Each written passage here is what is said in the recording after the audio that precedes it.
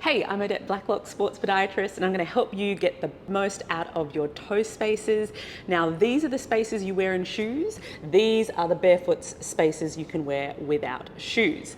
Let's put them on properly. Now, the ones you wear in shoes, you'll see there's a flat bit at the bottom and ridges at the top. You want the biggest part of the space to go in between your big toe and your second toe, the ridges to face up, and the flat bit to go down to the bottom of the toes.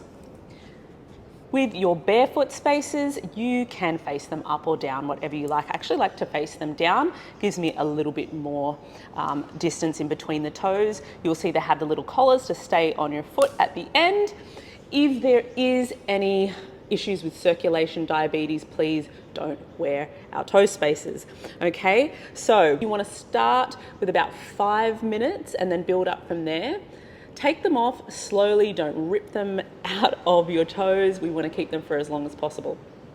If you need more distance in between the toes, there's these little eyelets at the end. You can place some cardboard in there, a little bit of paper, and open them up to give you more distance.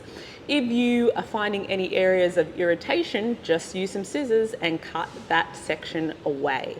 Last of all, make sure you keep your spaces clean. Just use a little bit of warm soapy water, dry them out, and continue to use them again.